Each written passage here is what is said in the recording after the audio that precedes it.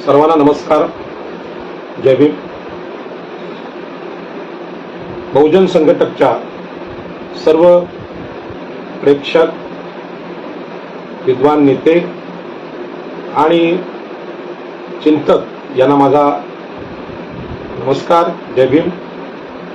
आज आपण चर्चेला जो विषय घेतलेला आहे तो विषय अत्यंत वेगळा विषय आहे. स्पेशली ओबीसीसाठी खूप महत्त्वाचा विषय आहे, चिंतनाचा विषय आहे. माझ्या असलेल्या अनुभवावरून त्याला न्याय देण्याचा मी प्रयत्न करेन, परंतु या विषयाला आपल्या प्रतिक्रिया, आपले प्रश्न अत्यंत महत्त्वाचे आहेत. मी काय आपला मार्गदर्शक नाही. आपल्याकडून घेतलेले सगळे अनुभव आहेत, ते अनुभव आपल्यासमोर मांडणारा एक साधा कार्यकर्ता आहे. विषय राजकीय सत्तेचा आहे, अत्यंत महत्त्वाचा विषय. आणि त्या विषयाचं जे नाव आहे की शूद्र ओबीसींना राजकीय सत्तेचा संस्कार कोण देणार. आता आमचे ओबीसी बांधव आहेत, त्यांच्या अगोदर मी शूद्र हा शब्द वापरलेला आहे. तर शूद्र म्हणजे ओबीसी. याचबरोबर देशातल्या 50% स्त्रिया या सुद्धा शूद्र आहेत असं मनुस्मृती सांगते. म्हणजे स्त्रिया आणि ओबीसी हे शूद्र आहेत. या शूद्रांची एकूण लोकसंख्या पाहिली तर स्त्रिया अगोदरच देशाच्या 50% आहेत आणि 52% ओबीसी आहेत. या दोन्ही आकडेवारी हे सांगतात की देशातल्या 50%च्या पेक्षा जास्त लोकसंख्येचा समूह आहे. यांना, या शूद्रांना राजकीय सत्तेचा संस्कार देणार कोण. आता बऱ्याच जणांना प्रश्न पडेल की बाबा शूद्रांना राजकारण कळत नाही का, ओबीसीना राजकारण कळत नाही का, किंवा त्यांना राजकीय सत्तेचा संस्कार नाही आहे का. तर हे मी मनुस्मृतीच्या आधारे सांगू शकतो. जी मनुस्मृती डॉक्टर बाबासाहेब आंबेडकरांनी महाडला 14 तळ्यावर जाळली, ती मनुस्मृती सांगते की शूद्र ओबीसीना, शूद्र स्त्रियांना राजकीय सत्तेचा अधिकारच नाही आणि अतिशूद्रांना सुद्धा नाहीये, म्हणजे SC ST ला सुद्धा नाहीये. आणि म्हणूनच डॉक्टर बाबासाहेब आंबेडकरांनी हे सत्य अनेक आंदोलनातून समोर आणलं. तो विषय पुढे येणारच आहे, परंतु हे आंदोलनातून आलेलं सत्य भारतीय संविधानाच्या माध्यमातून मांडलं आणि सर्वच अर्थाने राजकीय सत्ता नसणं आणि राजकीय सत्ता नसण्याला जी कारणं आहेत, म्हणजे शिक्षणाचा अभाव असेल, नोकऱ्यांमधलं आरक्षण असेल, देशाच्या एकूण साधन संपत्तीमधला वाटा असेल, यामध्ये प्रतिनिधित्वच नसेल तर मग बाकीचं काय, हे सगळे मुद्दे बाबासाहेब आंबेडकरांनी समोर आणले. आणि आज हे मुद्दे ओबीसी, SC ST यांच्या आरक्षणाच्या रूपानं देशभर धुमाकूळ घालतायत. देशामध्ये एक मोठी लाट आरक्षणाच्या बाबतीत उसळलेली आहे. आणि या सगळ्या पार्श्वभूमीवर आपण ओबीसीना राजकीय सत्तेचा किंवा शूद्रांना राजकीय सत्तेचा संस्कार देणार कोण हा विषय आहे. याच पद्धतीनं विधानसभेच्या महाराष्ट्रातल्या निवडणुका समोर आहेत आणि या निवडणुका समोर ठेवून ओबीसींच्या मूळ मुद्द्याला आपण हात घातलेला आहे की ओबीसींना राजकीय सत्तेचा संस्कारच नाहीत, म्हणजे ते राजकीय सत्तेच्या दृष्टीने संस्कारही नाहीत. मग राजकीय सत्तेचा संस्कार देणार कोण, असा आजच्या चर्चेचा प्रश्न आहे. आणि म्हणून हा खरं म्हणजे खूप मोठा विषय आहे. 10 वेळा जरी यावर बोललो तरी कमी आहे. आणि म्हणूनच या आजच्या एका तासामध्ये याला न्याय देण्याचा मी प्रयत्न करणार आहे, धावता आढावा घेणार आहे. आणि म्हणून आपल्या देशाची जी संस्कृती आहे किंवा भारतीय संस्कृती म्हणून ज्याला नाव भेटलेलं आहे, त्यामध्ये हा पहिला प्रश्न आहे की ओबीसींना जो पडलेला आहे की सत्तेचा संस्कार असतो का. तर आपल्याला माहित आहे की सत्तेचा संस्कार असतो आणि हा सत्तेचा संस्कार वेगवेगळ्या प्रकारे आपल्या देशात राबवला गेला, परंतु या संस्कारामध्ये ओबीसींना कुठलाही वाटा नव्हता आणि नसतो. आणि म्हणूनच आताच्या घडीला आपल्याला कल्पना आहे की सत्तेचा संस्कार असतो का, हा जो प्रश्न आहे तो प्रश्नाचा उत्तर देण्याचा मी प्रयत्न करतो की भारतीय लोकांमध्ये सत्तेचा संस्कार हा वेगवेगळ्या पद्धतीने इथे सांगितला गेला. ब्राह्मणांची सत्ता म्हणजे धर्मसत्ता. ब्राह्मण हे धर्माधिकारी आहेत आणि धर्माचा सगळा अध्ययन, अध्यापन आणि धार्मिक निर्णय घेणारे ब्राह्मण असतात. आणि धर्म हे सत्तेचं मूळ कारण आहे. आणि म्हणून ब्राह्मणांच्या नंतर क्षत्रिय सत्ता आपल्या देशात प्रसिद्ध आहे. त्या क्षत्रियांना सुद्धा राजा बनवण्याचे अधिकार ब्राह्मणांवर अवलंबून असतात आणि म्हणून छत्रपती शिवाजी महाराजांच्या राज्याभिषेकाला विरोध ब्राह्मणांनी केला. कारण आपल्या देशामध्ये ब्राह्मण आणि क्षत्रिय सत्तेचा वाद खूप जुना आहे. याच पद्धतीनं व्यापाराची सत्ता आहे ती वैश्यांकडे आहे. जे ब्राह्मण क्षत्रिय वैश्य या तीन लोकांना सगळ्या रागाकडे एकवटलेल्या आपल्याला पाहायला मिळतात. याच्यामध्ये ओबीसी म्हणजे स्त्रिया, जे ओबीसी पुरुष आणि शूद्र स्त्रिया सर्व प्रकारचे अधिकार नाकारलेले आहेत. सत्तेचा अधिकार त्यांना नाकारलेला आहे आणि तर त्यांच्या दृष्टीने त्यांनी या ब्राह्मण क्षत्रिय वैश्यांची गुलामी करावी अशा प्रकारचा संस्कार देशाच्या हजारो वर्षांच्या राजकीय सामाजिक क्षेत्रात आपल्या देशात पाहायला मिळतो. आणि खरं म्हणजे देशामधला सत्तेचा संघर्ष हा ब्राह्मण विरुद्ध क्षत्रिय हा जास्त पाहायला मिळतो. पण आता वैश्य सत्तेचा परिचय खूप वर्षानंतर आपल्याला पाहायला मिळत आहे. आणि आपल्याला माहित आहे की पेशवाई आणि छत्रपतींचं राज्य यांचा तो संघर्ष आहे, ब्राह्मणी सत्ता आणि छत्रपती शिवाजी महाराजांच्या क्षत्रिय सत्तेचा संघर्ष. त्यामध्ये छत्रपती शिवाजी महाराजांचं राज्य पेशव्यांनी कसं बुडवलं आणि पेशव्यांना इंग्रजांनी कसं बुडवलं आणि मग देशात संविधान कसं आलं हे सगळं आपल्याला माहित आहे. रामायण आणि महाभारत यामध्ये क्षत्रिय राज्यकर्ते आहेत तर ब्राह्मण त्यांचे गुरु आहेत किंवा प्रधान आहेत. पण त्यांच्यामध्ये सुद्धा सुप्त संघर्ष आपल्याला पाहायला मिळतो आणि ब्राह्मण क्षत्रियांचा संघर्ष देशाच्या इतिहासातच आहे. आणि हा संघर्ष आज ब्राह्मण विरुद्ध मराठा हे महाराष्ट्र पाहत आहे. संपूर्ण देशामध्ये हा संघर्ष आहे. पण या संघर्षामध्ये ओबीसीना नेहमीच डावललं गेलेलं आहे. त्या संघर्षामध्ये, या युद्धामध्ये ओबीसी ही नेहमी मैदानाच्या बाहेर राहिलेली आहेत आणि म्हणूनच ओबीसींना अशा प्रकारचा संस्कार कोणी केलेला नाही. मनुस्मृतीने ब्राह्मणांना यज्ञोपवीत दिलं, उपनयन संस्कार असतील, क्षत्रियांना राज्याभिषेक करणं असेल आणि वैश्यांना व्यापाराची सत्ता देणं, हे सगळं मनुस्मृतीने त्यांच्यासाठी राखीव ठेवलेलं आहे. पण ओबीसीना अशा प्रकारचा कोणताही संस्कार नाहीये. आणि म्हणून ब्राह्मण आणि क्षत्रिय यांची जी सत्ता आहे ही सत्ता आपल्याला माहित आहे. ती सत्ता आपल्याला कल्पना आहे त्या सत्तेचा की ही सत्ता सगळ्यांना कळलेली आहे. आणि म्हणूनच ब्राह्मण क्षत्रियांची सत्ता तुम्हाला सगळ्यांना माहित आहे. परंतु वैश्य सत्ता काय आहे तो आपल्याला प्रकार जास्त माहित नाही. आणि म्हणूनच वैश्य सत्ता काय आहे हे आपल्याला पाहायचं आहे. वर्तमान काळात या सत्तेचा परिचय जगाला होतोय आणि ती वर्तमान काळातली जी सत्ता आहे ती सत्ता काय आहे तर आपल्याला माहिती आहे की छत्रपती शिवाजी महाराजांचं राज्य आपण पाहिलं, असे अनेक राजे, क्षत्रिय राजे आपल्या देशात होते. ब्राह्मणांचं राज्य सुद्धा इतिहासात पुराणात अनेक ठिकाणी झालेलं आहे. परंतु पेशवाई ही सगळ्यांच्या अनुभवाची आहे, ती पण आपण पाहिली. परंतु लोकशाहीमध्ये पहिल्यांदाच काँग्रेसची सत्ता गेल्यानंतर आज भाजपची जी सत्ता आहे त्या सत्तेचं वैशिष्ट्य आहे की नरेंद्र मोदी स्वतःला ओबीसी म्हणत असले तरी ते कोणत्याच अर्थाने मागासवर्गीयांचं नेतृत्व करणारे पंतप्रधान नाहीत. मग ते कोणाचं नेतृत्व करतात तर गुजरात मधल्या व्यापाऱ्यांचं आणि अदानी अंबानीचं. आणि अदानींच्या बाबतीत आजच्या घडीला जागतिक स्तरावर जो चर्चेचा विषय आहे तो आहे हिंडेनबर्ग अहवाल. मागच्या काळात सुद्धा हिंडेनबर्गने आर्थिक गैरव्यवहार काय आहेत आपल्या देशातले, शेअर मार्केटवर कसा कब्जा होतोय, आज सेबीचे प्रमुख आहेत ते सुद्धा अदानीला कसं वाचवतात आणि अदानी कशा प्रकारचा देश लुटतो, इथली विमानतळ असतील, इथली बंदरं असतील, देशाचे सार्वजनिक उद्योग असतील, यांचं खाजगीकरण म्हणजे भांडवलीकरण कसं चालू आहे, यामध्ये वैश्य सत्ता काय आहे हे आपण पाहायला मिळतो. या वैश्यांनी नागपूरच्या संघाच्या म्हणजे RSSच्या लोकांचा पाठिंबा मिळवलेला आहे आणि ब्राह्मणांना घेऊन ही सत्ता देशामध्ये 3 वेळा आलेली आहे आणि आता देश विकण्याचं काम वेगाने सुरू आहे.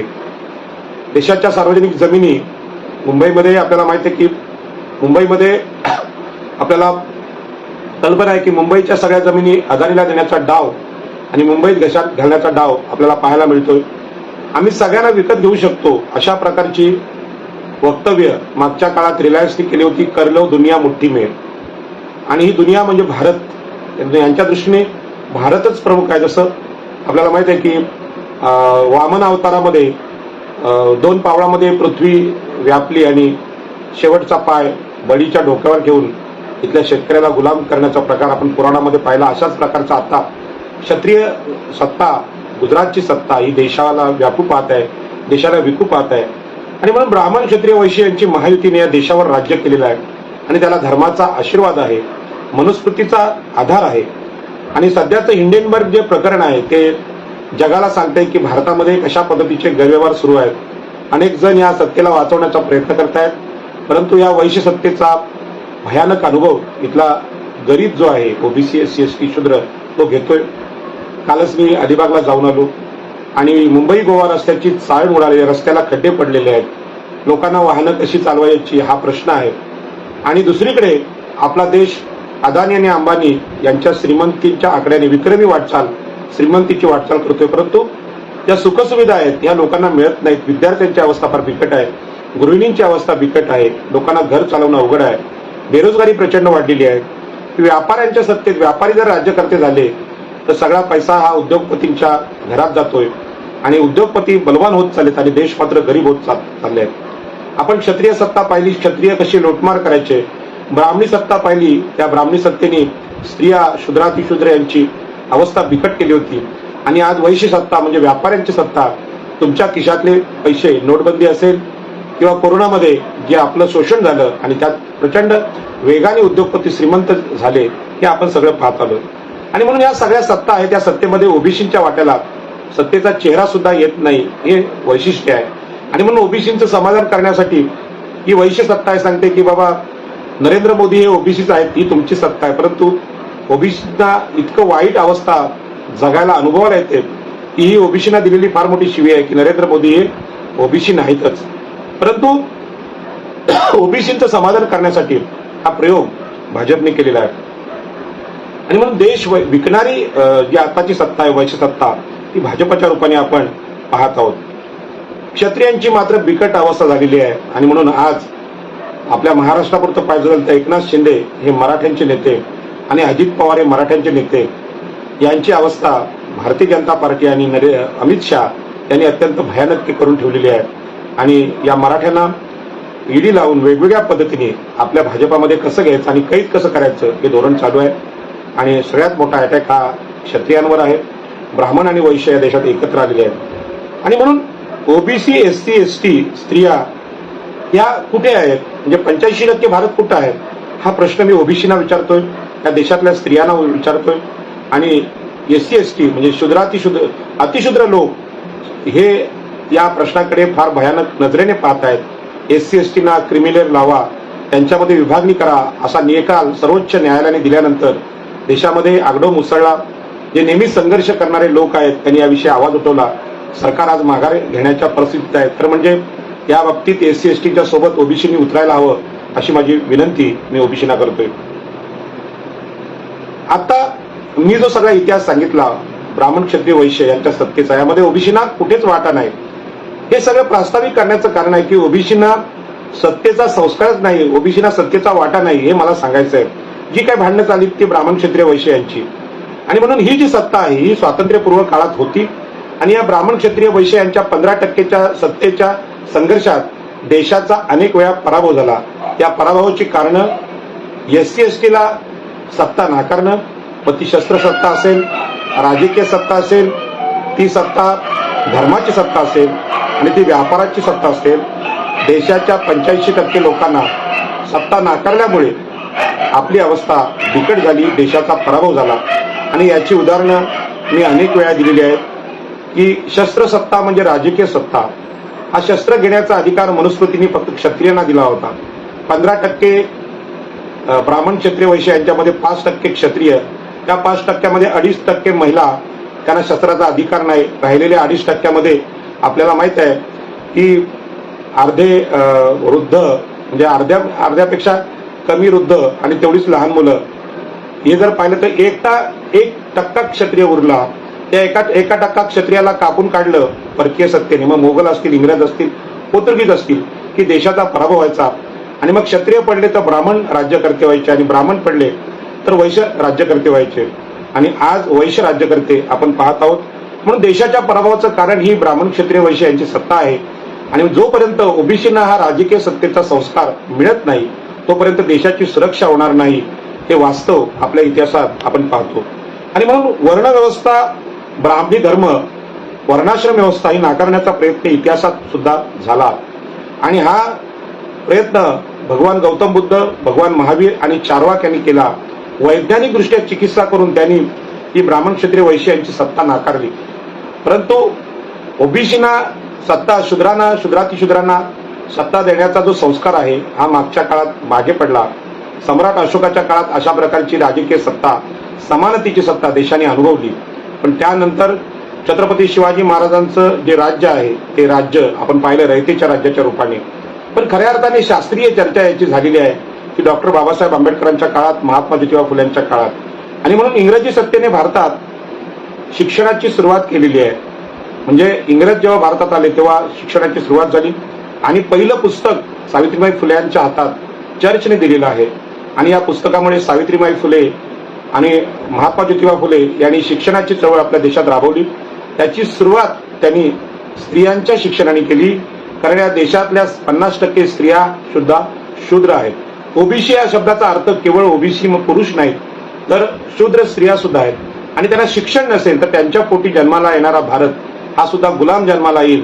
यामध्ये सगळ्या स्त्रिया आहेत, ब्राह्मणांच्या आहेत, क्षत्रियांच्या आहेत. पण स्त्री शिकली पाहिजे हा विचार इंग्रजांच्या मुळे आपल्या देशात महात्मा ज्योतिबा फुले आणि सावित्रीबाई फुले यांनी मांडला. ब्राह्मण कितीही म्हणतात असले की गुरुकुल पद्धतीने सर्वांना शिक्षण होतं वगैरे वगैरे, सगळं ते थोतांड आहे.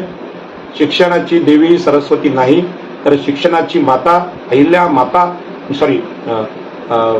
सावित्रीबाई फुले याच आहेत. अहिल्या माता जिजाऊ यांनी राजकीय सत्तेचं शिक्षण आपल्याकडे दिलेलं आहे. परंतु खऱ्या अर्थाने मानसिक गुलाम असलेल्या लोकांना स्वतंत्र करण्याचं काम सावित्रीबाई फुले यांच्या शिक्षणाने केलेलं आहे. आणि म्हणून मागासवर्गीयांना सत्ता समजण्यासाठी शिक्षण आवश्यक आहे. ओबीसीमधले अशिक्षित लोक सत्तेत गेले तरी त्यांना गुंडाळून टाकणारी ब्राह्मणी सत्ता आपल्याकडे आहे. आणि म्हणून आज राष्ट्रपती कार्यालय असेल किंवा IAS लॉबी असेल किंवा IPS लॉबी असेल, यात मोठ्या प्रमाणात ब्राह्मणी लोक, क्षत्रिय लोक आज आहेत. सुप्रीम कोर्टाच्या आताच्या निकालामध्ये आपण पाहिलं असेल की एक SC न्यायमूर्ती सोडले तर बाकीचे ब्राह्मण, क्षत्रिय, वैश्य 6 आहेत. आणि 6 लोकांनी जो निकाल दिलाय तो मनुस्मृती समर्थक निकाल आहे. SC STच्या आरक्षणाला क्रिमिनल लावा, त्यांची विभागणी करा, वर्गवारी करा, असा जो निकाल दिलेला आहे हा संविधान विरोधी निकाल आपल्याला पाहायला मिळतो. आणि म्हणून भारतीय हिंदू वैदिक साहित्यात किंवा ग्रंथांमध्ये, मग ते रामायण असेल, महाभारत असेल, मनुस्मृती असेल, वेद असतील, याच्यामध्ये आमच्यासाठी ओबीसीसाठी फक्त आणि फक्त गुलामीचा संस्कार आहे. राजकीय सत्तेचा नाही, राजकीय वाट्याचा नाही किंवा कोणत्याही प्रकारच्या सत्तेचा नाही, हे मला सांगायचं आहे. आणि म्हणून इंग्रजी शिक्षण हे वाघिणीचं दूध आहे, हे डॉक्टर बाबासाहेब आंबेडकरांनी आम्हाला सांगितलं. जो इंग्रजी शिक्षण घेईल तो गुरगुरेल. सावित्रीबाई फुले आणि महात्मा फुले यांनी जी चिकित्सा आपल्या देशाची केली ती स्त्री शूद्रातिशूद्र यांना सर्व प्रकारचे अधिकार इथल्या ब्राह्मणी सत्तेने नाकारले. आणि म्हणून शूद्र खचले, म्हणजे शिक्षणाच्या अभावाने, विद्येच्या अभावाने शूद्र खचले, ही गोष्ट आपल्याला सांगितली. आणि इंग्रजी शिक्षणामध्ये जागतिक जी मूल्य आहेत ती मूल्य होती. बाबासाहेब आंबेडकर याच इंग्रजी शिक्षणामुळे जागतिक विद्वान झाले. आणि म्हणून हे इंग्रजी शिक्षण आहे हे ओबीसींना अत्यंत महत्वाचं आहे. जागतिक गुलामी इंग्रजी भाषेमुळे आपल्या समोर येते. म्हणजे जगामध्ये सत्तेचे संघर्ष असतील, वर्णभेदाचे संघर्ष असतील किंवा मार्क्सवाद असेल, म्हणजे कामगार आणि भांडवलदारांचा संघर्ष, हे इंग्रजी शिक्षणामध्ये किंवा इंग्रजी भाषेमुळे आपल्याला वाचायला मिळतात. आणि जगामध्ये काय चाललंय आणि भारतातल्या कामगारांची काय स्थिती आहे, भारतातल्या काळ्या लोकांची, भारतातल्या शूद्र लोकांची, भारतातल्या अतिशूद्र लोकांची जगाच्या तुलनेत काय स्थिती आहे हे डॉक्टर बाबासाहेब आंबेडकरांना समजलं. आणि म्हणूनच इंग्रजी शिक्षण आपण घेतलं पाहिजे. आजच्या काळात सुद्धा इंग्रजी भाषा या दृष्टीने अत्यंत समृद्ध आहे. आणि संस्कृत भाषा ही आमच्या गुलामीला कारण आहे. आणि जी मनुस्मृती संस्कृतमध्ये आहे ते आपल्याला माहित आहे. त्या मनुस्मृतीने आमच्यावर गुलामगिरी लादलेली आहे. आजही ओबीसीना सांगितलं की तुम्ही ही मनुस्मृती वाचा, तर ते सांगतात वाचलेली आहे, परंतु तुम्ही वाचलेली नाही. ती वाचायची एक नजर सुद्धा आहे, ती आपल्याला कळली पाहिजे. ब्राह्मणांना गुरु मानून आपल्याला मनुस्मृती समजणार नाही. आपल्याला माहिती आहे नवी मुंबईत मागच्याच महिन्यात आमची अक्षता म्हात्रे ही जी मुलगी आहे तिच्यावर 3 ब्राह्मणांनी देवांसमक्ष बलात्कार केला आणि तिला ठार केलं. आणि ही घटना घडल्यानंतर खरं म्हणजे या ब्राह्मणी सत्तेविरुद्ध, ब्राह्मणी धर्माविरुद्ध उद्रेक ओबीसीनी करायला पाहिजे होता. तो उद्रेक होत नाही. याचं कारण ब्राह्मणाने जरी बलात्कार केला तरी त्यांना पूजनीय मानण्याची मानसिक स्थिती ओबीसींची आहे. आणि जर आज इंग्रज असते तर इंग्रजांनी त्यांना तात्काळ फाशी दिली असती. फास्ट ट्रॅक कोर्टात झालं असतं. ते आज फास्ट ट्रॅक कोर्टाची मागणी नवी मुंबईत होते. परंतु गृहमंत्री फडणवीस हे ब्राह्मण आहेत आणि ब्राह्मण असल्यामुळे अशा प्रकारचा स्त्रियांच्या बाबतीत बलात्कारांना न्याय होणारच नाही. ब्राह्मणांनी बलात्कार केला ही गोष्ट, याची बातमी सुद्धा वृत्तपत्रात येत नाही, चर्चा होत नाही. कारण ब्राह्मणांना हे बलात्कार माफ आहेत. ब्राह्मणांना बलात्कार करण्याचे अधिकार, शूद्र अतिशूद्रांच्या स्त्रियांवर बलात्कार करण्याचे अधिकार आणि त्या बलात्काराच्या माफीचे अधिकार सुद्धा या मनुस्मृतीने दिलेले आहेत. त्याच्यामुळे या स्त्रियांना, त्या ओबीसीना सत्तेचा संस्कार आहे की गुलामीचा संस्कार आहे हे भारताच्या इतिहासातून आपल्याला पाहायला मिळतं. म्हणून अन्यायाविरुद्ध संघर्ष करण्याची ताकद इंग्रजी शिक्षणात आहे हे मला सांगावं लागतं. इंग्रजी शिक्षणाच्या विरुद्ध आपल्या देशामध्ये फार वादळ उठवलं जातं की भारतीयांचं प्राथमिक शिक्षण हे मराठीतूनच झालं पाहिजे, इंग्रजी शिक्षण नको. मनसेने किंवा जे आपले राज्यकर्ते आहेत ते सांगतात की इंग्रजी शिक्षणाच्या विरुद्ध बोलतात, परंतु यांची मुलं कॉन्व्हेंटमध्ये शिकतात आणि ओबीसी एससीने हे इंग्रजी शिक्षण घेऊ नये अशा प्रकारचा प्रचार केला जातो. इंग्रजी शिक्षणाने समृद्ध झालेले डॉक्टर बाबासाहेब आंबेडकर आणि त्या बाबासाहेब आंबेडकरांनी आम्हाला ओबीसी एससी यांना दिलेला न्याय जो आहे तो पाहिला तर हे ओबीसीच्या लक्षात येईल की बाबासाहेब आंबेडकरांना जी ताकद इंग्रजी शिक्षणामुळे मिळाली आहे आणि ती ताकद ही ओबीसीची गुलामगिरी घालवण्याची ताकद आहे. आणि म्हणून ओबीसींना राजकीय सत्ता समजून घ्यायची असेल तर इंग्रजी शिक्षणाला पर्याय नाही हे मी सांगतो. डॉक्टर बाबासाहेब आंबेडकर जागतिक कीर्तीचे अभ्यासक, भारतीय गुलामगिरीचे अभ्यासक झाले. गुलामगिरी हा ग्रंथ महात्मा फुलेंनी लिहिला. महात्मा फुलेंचा टोपी घातलेला, गोल फेटा बांधलेला फोटो, वाढलेली दाढी हे आपल्याला असं दाखवतं की अत्यंत दारिद्र्य असलेला किंवा मागासलेला नेता त्यांचं ते दाखवतात. परंतु महात्मा ज्योतिबा फुले बिल्डर होते. ब्रिटिश स्टेशन त्यांनी बांधलेलं आहे. खूप मोठा फायनान्स त्यांच्याकडे होता. त्या काळात टाटांपेक्षा जास्त श्रीमंत हे महात्मा फुले होते. आणि म्हणून तुम्ही त्यांच्या पेरावर जाऊ नका. ते अत्यंत विद्वान होते आणि इंग्रजी भाषा त्यांची खूप चांगली होती. म्हणूनच बाबासाहेब आंबेडकरांनी महात्मा ज्योतिबा फुलेंना आपले गुरु मानलेलं आहे आणि भगवान गौतम बुद्धांना, संत कबीरांना आपलं गुरु मानलंय. त्या तिघांची साहित्य आपण वाचणं गरजेचं आहे, कोणी ओबीसीने. आणि म्हणून भीमा कोरेगावची जी लढाई आहे त्या लढाईमध्ये डॉक्टर बाबासाहेब आंबेडकरांनी जे सत्य समोर आणलं की भीमा कोरेगावच्या लढाईमध्ये 500 शूर महार सैनिकांनी 28,000 पेशव्यांचा पराभव केलेला आहे. आणि हा पराभव क्षत्रिय आणि ब्राह्मणी सत्तेचा पराभव आहे. आणि या दोघांचा पराभव ज्या घटनेत भीमा कोरेगावमध्ये झालेला आहे ते सांगण्याचं कारण हे मानसशास्त्रीय आहे. आणि बाबासाहेब सांगतात की आम्ही भित्रे नाहीत, आम्ही पळपुटे नाहीत, तर आम्ही महापराक्रमी इतिहासात होतो आणि आहोत.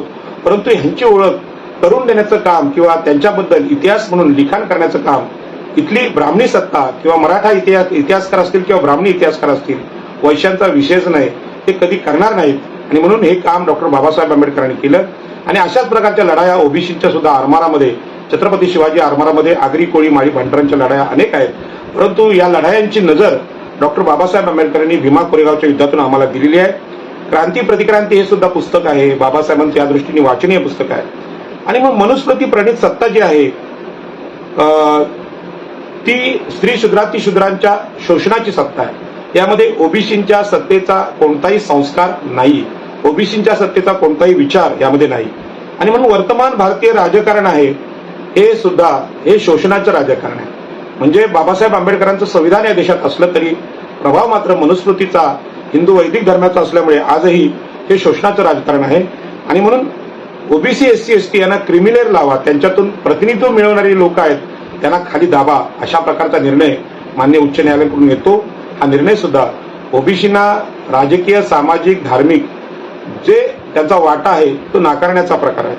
आणि म्हणून आरक्षणाचं विभाजन करा. ओबीसींच्या आरक्षणाचं झालेलं आहे, एससी एसटीच्या आरक्षणाचं सुद्धा झालेलं आहे. हा सगळा प्रकार ओबीसींच्या ज्या भावना आहेत राजकीय सत्तेच्या प्रवेशातल्या त्या चेतवण्यासाठी मला सांगावं लागतं.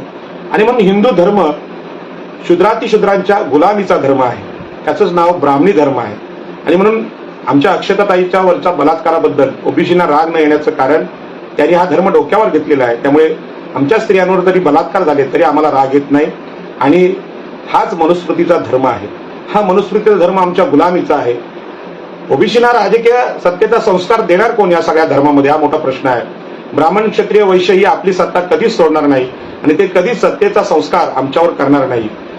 ब्राह्मण आणि क्षत्रियांमध्ये एवढा वाद आहे की राजर्षी शाहू महाराजांना सुद्धा क्षत्रिय राजा किंवा छत्रपती शिवाजी महाराजांना सुद्धा क्षत्रिय राजा ब्राह्मण स्वीकारायला तयार नव्हते. ज्यांच्या हातात तलवार होती त्यांना सुद्धा जर अधिकार नाकारले गेले तर शूद्रांच्या हाती तलवारच नव्हती, शस्त्रच नव्हतं. स्त्रियांच्या हाती शस्त्रच दिलं नाही या धर्माने. मग ते आपल्या राजकीय सत्तेचा शोध कसा घेणार हा मोठा प्रश्न आहे. आणि म्हणून ब्राह्मणी धर्म हा आमच्या गुलामीचा आहे हे मी आता ओबीसीना सांगू इच्छितो. ओबीसी या ब्राह्मणी धर्माविरुद्ध बंड करायला तयार नाही. याच पद्धतीने क्षत्रिय धर्म हा सुद्धा मागासवर्गीयांच्या शोषणाचा आहे. महाराष्ट्रावर ब्राह्मण आणि मराठ्यांची सत्ता आहे सगळ्यांना माहिती आहे. सगळे मुख्यमंत्री हे ब्राह्मण आणि मराठ्यांचेच झालेले आहे. एखादा अपवाद शुद्रातिशुद्र अल्पसंख्याक मुस्लिमांचा आहे. अंतुले असतील किंवा काही ओबीसी एखादा असेल किंवा सुशील कुमार शिंदेसारखा मागासवर्गीय मुख्यमंत्री असेल. महाराष्ट्रावर सत्ता ही ब्राह्मण आणि मराठ्यांची आहे आणि त्यांच्यामध्येच सत्तेचा संघर्ष आहे. ओबीसीना याचा कोणालाही वाटा मिळाला नाही. म्हणून क्षत्रियांना आरक्षण का नाही तर क्षत्रिय हे राज्यकर्ते आहेत आणि क्षत्रिय राज्यकर्ता शोषक राज्यकर्ता आहे. तो लोकशाही समर्थक नाही आणि म्हणून महाराष्ट्राची लूट ही मराठ्यांनी केलेली आहे, मराठा सत्तेने केलेली आहे. आज तेच आरक्षण मागतायत. हा जो प्रकार आहे या प्रकाराबद्दल मी नेहमीच महाराष्ट्रात बोलत आलेलो आहे. जरांगे पाटलांच्या आंदोलनाबाबत या सुद्धा बोललेलो आहे. परंतु आज महाराष्ट्रात मराठा क्षत्रिय हे या मनुस्मृतीच्या सत्तेचा वाटा असल्यामुळे त्यांना आरक्षण मिळू शकत नाही. ते बोलणारे ओबीसी लोक कमी आहेत कारण या बोलायला हिंमत सुद्धा ओबीसीना आज नाही कारण त्यांच्या मनावर फक्त आणि फक्त गुलामीचा संस्कार आहे. आणि म्हणून वैश्य हेही शोषणाचा व्यापार करतात, फसवणुकीचा व्यापार करतात. अदानींचा जो व्यापार पाहिला तुम्ही, आपले शेअरचे भाव वाढवणे, वेगवेगळ्या मार्गाने त्यामध्ये इथल्या लोकांना गुंतवणूक करायला लावणे आणि आम्ही फार यशस्वी उद्योजक आहे दाखवण्याचा जो प्रयत्न आहे आणि इथल्या गरीब गुंतवणूकदारांची जी फसवणूक ही राष्ट्रीय पातळीवर सुरू आहे. हिंडनबर्गच्या वादामुळे हा विषय समोर येतोय. आणि म्हणून पोलीस स्टेशन असेल, सेबी असेल, ईडी असेल, निवडणूक आयोग असेल, या सगळ्या नीट परीक्षा याच्यामध्ये अगदी युपीएससी एमपीएससी परीक्षा, शिक्षण यामध्ये वैश्य तत्वज्ञान घुसलेलं आहे, व्यापार घुसलेला आहे. आणि आपल्याला माहिती आहे नीट मधल्या मार्कांची विल्हेवाट पैसे देऊन कशी लावली जाते आणि या आमच्या सगळ्या मागासवर्गीय मुलांना या परीक्षा आहेत, स्पर्धा परीक्षा आहे, यातून आशेचा किरण दिसत होता.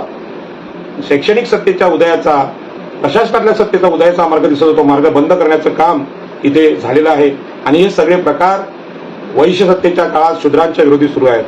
आणि म्हणूनच हा वैश्यांचा व्यापार आहे की उद्योजकता आहे. अदानी, अंबानी, रिलायन्सची त्यामध्ये शूद्रातिशूद्रांना प्रवेशच नाही, या सत्तेमध्ये कुठलाच प्रवेश नाही. आणि म्हणून या सगळ्याला पर्याय ही भारतीय लोकशाही आहे. आतापर्यंत मी मनुस्मृतीची चर्चा केली आणि याला भारतीय लोकशाही हा पर्याय आहे. स्वातंत्र्य, समता, बंधुता, न्याय, करुणा ही सगळी तत्व आहेत ही बुद्ध, फुले, शाहू आंबेडकर यांनी देशाला दिलेली आहेत आणि हाच पर्याय ओबीसींच्या समोर आहे. आणि म्हणून आपल्याला मनुस्मृतीची सत्ता आहे त्यामध्ये मनुस्मृतीमधले ब्राह्मण आहेत तशा प्रकारचे सत्ताधारी, पेशव्यांसारखे सत्ताधारी आपल्याला व्हायचं नाही कारण या सत्ताधाऱ्यांनी शूद्रातिशूद्रांचं शोषण केलेलं आहे. आपल्याला मराठा सत्ताधारी सुद्धा व्हायचं नाही की ज्या मराठ्यांनी महाराष्ट्राचं शोषण केलेलं आहे. आज जी सत्ता आहे मराठ्यांची, मराठा मुख्यमंत्री आपल्या महाराष्ट्रात आहेत आणि मुंबईची लूट, आगरी कोळ्यांच्या जमिनीची लूट ते करतायत. लोढा या वैश्याला त्या जमिनी देत आहेत, रिलायन्सला देत आहेत, अदानीला देत आहेत आणि वैश्य आणि ब्राह्मण आणि क्षत्रिय आज एक झालेले दिसतात. आपल्याला मराठ्यांची सत्ता सुद्धा नको आहे किंवा मराठ्यांसारखं सत्ताधारी आपल्याला व्हायचं नाही. अदानी, अंबानी सारखं व्यापारातलं सत्ताधीश आपल्याला व्हायचं नाही. याला आपल्याला पर्याय द्यायचा आहे भारतीय लोकशाहीच्या, सामाजिक न्यायाच्या लोकशाहीचा. आणि म्हणून आपल्या घराघरामध्ये ही लोकशाही नांदली पाहिजे. घरातल्या स्त्रियांना, घरातल्या तरुणांना, घरातल्या वृद्धांना आपल्या हक्क अधिकारांना बद्दल बोलायची, चर्चा करून बोलायची संधी प्रत्येक कुटुंबात भेटली पाहिजे. प्रत्येकाने आपली मतं मांडली पाहिजे कुटुंबाचे निर्णय घेताना. आणि कुटुंबात जर लोकशाही रुजली, मुलांना जर कळलं की आमचे आईवडील, आमचे आजी आजोबा, आमचे काका, आमच्या आत्या हे लोकशाही तत्वांचा आदर करतात, प्रत्येकाच्या मताला किंमत देतात आणि सामूहिक पद्धतीने निर्णय घेतात, हा कुटुंबातून संस्कार झाला पाहिजे. आज कुटुंब तुटलेली आहेत, कुटुंब विभागलेली आहेत. आई वडिलांमधली भांडणं बघून मुलं निराश आहेत, भावाभावांमधली भांडणं, भावा बहिणींमधली भांडणं ही बघून नवी पिढी निराश आहे. आणि लोकशाहीची जी मूल्य आहेत ती आम्ही घरातच पायदळी तोडत आहोत. आपल्या मुलींना, आपल्या घरातल्या स्त्रियांना आम्ही अधिकार देतो की नाही की आमच्या घरात आज मनुस्मृती आहे, आमच्या घरातच गर्भातच मुली मारल्या जातात का, याचं चिंतन आम्ही केलं पाहिजे. आणि म्हणून देशाची 50% लोकसंख्या जर स्त्रिया असतील, स्त्री पुरुष समानतेचे लोकशाहीचे संस्कार, संविधानाचे संस्कार पहिल्यांदा घरातून भेटले पाहिजे. कारण मनुस्मृती स्त्रियांना अधिकार देण्याच्या तयारीत नाही, ती आधी स्त्रियांना हे अधिकार नाकारते. आणि म्हणून घराघरामध्ये आजही विषमता आहे. जर घरात विषमता असेल तर गावामध्ये सुद्धा विषमता आहे आणि गावागावामधली विषमता संपली पाहिजे. आपल्या शहरा भागात असणाऱ्या सहकारी गृहनिर्माण सोसायटीमध्ये सुद्धा लोकशाही असली पाहिजे. त्यामध्ये एससी एसटी स्त्रिया यांना प्रतिनिधित्व पाहिजे, अल्पसंख्याकांना प्रतिनिधित्व पाहिजे. आज आपल्याला माहित आहे की मुंबईमध्ये जैन लोक जे शाकाहारी आहेत त्याचा स्वतःचा शाकाहारी असल्याचा गर्व बाळगतात आणि मग इथे मुंबईत मच्छीमार नको, मांस खाणारे नको, अशा प्रकारची मानसिकता अनेक उच्चभ्रू सोसायटीमध्ये दिसते. हे लोकशाहीच्या विरुद्ध धोरण आहे आणि हुकुमशाहीकडे वाटचाल आहे आणि म्हणून लोकशाही आम्ही समजून घेतली पाहिजे. म्हणून ओबीसी एससी एसटी स्त्रिया अल्पसंख्याक यांना न्याय देणारे संविधान हे गावागावात पोहोचलं पाहिजे. आणि भारताचं वैशिष्ट्य आहे की संविधान आपल्या गावामध्ये पोहोचू दिलेलं नाही. आणि याचा अनुभव मला आला की रायगड जिल्ह्यामध्ये वाळीत टाकण्याचे प्रकार आहेत. आपल्याला माहित आहे की उच्चवर्णीय एससी एसटी यांच्यावर अॅट्रॉसिटीचे प्रकरण सगळ्यांना माहिती आहेत. परंतु एका जातीमध्ये एका जातीतल्या माणसाला गणपतीची वर्गणी दिली नाही, हनुमान जयंतीची वर्गणी दिली नाही म्हणून वाळीत टाकतात. हा जो प्रकार आहे त्याच्याशी व्यवहार तोडतात, हा लोकशाहीच्या विरोधी आहे. गावामध्ये एखाद्याने सर्वांपेक्षा वेगळं मत मांडलं, त्याला वाईट टाका. एखाद्याचा देवावर विश्वास नसेल, देवावर श्रद्धा नसेल तर तो स्वतंत्रपणे जीवन जगू शकतो. हा लोकशाहीने दिलेला अधिकार आहे. धर्म स्वातंत्र्याचा सुद्धा अधिकार आहे आणि हा अधिकार, स्वतंत्र जगण्याचा अधिकार त्या गावात नाकारला जातो आणि मग वाईट टाकण्याचे प्रकरण घडतात, त्यांच्याशी व्यवहार नाकारले जातात, त्यांच्यावर अन्याय अत्याचार केले जातात. आणि हे अत्याचार आपल्याला माहित आहे की एससी एसटीवरचे अत्याचार फेमस आहेत, पण ओबीसी सुद्धा ओबीसीवर अत्याचार करतात कारण ते गावामध्ये संविधानाच्या नुसार कारभार करत नाही. गावकीचा कारभार हा संविधान विरोधी आहे, विषमतेचा आहे. आणि म्हणून हे संविधान आम्ही गावागावात पोहोचवलं पाहिजे आणि ओबीसीनी संविधानाचा अभ्यास केला पाहिजे. मी अगोदर मनुस्मृतीवर खूप बोललो, त्या मनुस्मृतीला पर्याय हा भारतीय संविधानाचा आहे. आणि मागासवर्गीय स्त्रिया यांच्यावर आजही मोठ्या प्रमाणात अत्याचार सुरू आहेत. वाईट टाकण्याचे प्रकार गावोगाव घडत आहेत कारण अजूनही आम्ही मनुस्मृतीचं अनुकरण करतो. म्हणून ज्या ब्राह्मण क्षत्रिय वैश्य यांनी जो संस्कार पेरला आपल्या देशात त्याचंच अनुकरण ओबीसी करतात. ओबीसीना स्वतंत्र संस्कार, संविधानाचा संस्कार अजूनही मिळालेला नाही. आणि म्हणून डॉक्टर बाबासाहेब आंबेडकर यांनी आपल्या देशात विषमता आहे हे पहिल्यांदा समजवलं आणि माझ्या प्रत्येक बोलण्यातून मी हा समजवण्याचा प्रयत्न करतो. कधी कधी लोकांना वाटतं पाटील साहेब तेच तेच बोलतात, पण हे बोलावं लागतं की आमच्या कोकणातल्या ओबीसीना, आगरी कोळी कराडी भंडारी कुणब्यांना जमिनींचा मालकी अधिकार नव्हता. सगळ्या जमिनी ब्राह्मण क्षत्रिय वैश्य यांनी गिळंकृत केल्या होत्या. गावं त्यांच्या नावावर होती. पेशवाईच्या काळात हे प्रकार घडले. मग ही जमीनच नसेल कसायला तर तो माणूस स्वतंत्र उभा कसा राहणार? राजकीय सत्ता फार दूरची गोष्ट आहे. जो कसतोय ती जमीनच नसेल तर काय करणार? प्यायला पाणीच नसेल, पाण्याचं माणुसकीचं नातं, प्रत्येक प्राणी जीवाचा जो अधिकार आहे, पावसाचं पडणारं पाणी, निसर्गाचं पाणी, हा सगळ्यांचा अधिकार आहे. की पाण्याचा अधिकार सुद्धा या देशात नाकारला गेला होता. याच पद्धतीने जंगलाचा अधिकार नाकारला होता. आणि चौदार तळ्याचं आंदोलन असेल, चिरनेर जंगल सत्याग्रह असेल आणि ज्या मनुस्मृतीने हे अधिकार, जमीन, जंगल, शिक्षण, धर्म हे नाकारले, ती मनुस्मृती डॉक्टर बाबासाहेब आंबेडकरांनी जाळली. आणि मनुस्मृती जाळून त्यांनी सांगितलं की मनुस्मृती हा अंधार आहे आणि या देशामध्ये उजेड आणायचं असेल तर भगवान बुद्धाच्या मार्गाने, म्हणजे मुक्ती कोण पते हे भाषण बाबासाहेबांचं अनुकरणीय आहे.